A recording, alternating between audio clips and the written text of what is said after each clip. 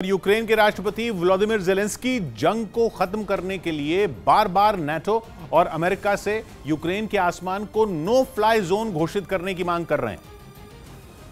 क्योंकि रूस की सेना ने आसमान से रॉकेट और मिसाइलें दाग कर यूक्रेन पर कहर बरपाया हुआ है।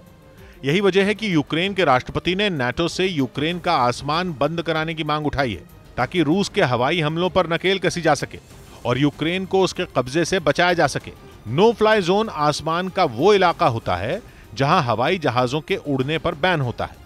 अगर नाटो ने यूक्रेन के आसमान को नो फ्लाई जोन बना दिया तो वहां रूस के विमानों, मिसाइलों, रॉकेटों वगैरह का उड़ना नामुमकिन हो जाएगा और रूस यूक्रेन पर हमला नहीं कर पाएगा। संवेदनशील इलाकों की सुरक्षा के लिए उनके ऊपर नो फ्लाई जोन बनाया जाता है। हमारे देश में राष्ट्रपति भवन, संसद भवन, प्रधानमंत्री आवास नो फ्लाई जोन है। यहां तक कि ताजमहल के ऊपर से भी विमानों के उड़ने पर रोक है। कई बार कुछ बड़े कार्यक्रमों जैसे खेल के बड़े मैचों के दौरान भी कुछ वक्त के लिए वेन्यू के ऊपर नो फ्लाई जोन बना दिया जाता है। लेकिन ऐलान कर देने भर से ही कोई इलाका नो फ्लाई जोन नहीं बन जाता। सेना को उसे लागू कराना पड़ता है। ऐसा नहीं है कि कहीं अगर नो फ्लाई जोन बना दिया तो वहां कोई विमान घुस ही नहीं पाएगा।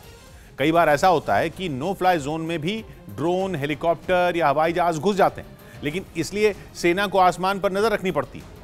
नो फ्लाई जोन में किसी भी संदिग्ध या दुश्मन के विमान की एंट्री को रोकना पड़ता है और अगर फिर भी दुश्मन का हवाई जहाज नो फ्लाई जोन में घुस जाए तो फिर उसे मार गिरा दिया जाता है। बस इसी वजह से नाटो और अमेरिका यूक्रेन को नो फ्लाई जोन घोषित करने से कतरा रहे हैं, क्योंकि इसका मतलब होगा आग में हाथ डालना, रूस से सीधे जंग में उलझ जाना, जिसके मूड में नाटो और अमेरिका बिल्कुल भी नहीं है। अगर नाटो और अमेरिका ने यूक्रेन को नो फ्लाई जोन बना दिया तो फिर उन्हें यूक्रेन के आसमान की निगरानी करनी पड़ेगी।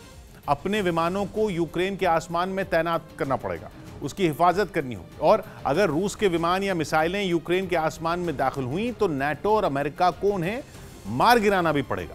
इसका मतलब होगा रूस से दुश्मनी लेना, क्योंकि फिर तो रूस भी चुप नहीं बैठेगा, वो भी हमला करेगा और फिर होगा तीसरा विश्व युद्ध, जो कि अगर छिड़ गया तो परमाणु हथियारों से ही लड़ा जाएगा।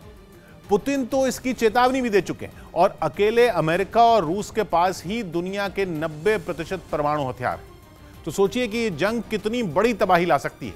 यही वजह है कि नाटो और अमेरिका साफ मना कर चुके हैं कि वो रूस से लड़ने के लिए यूक्रेन में नहीं उतरेंगे।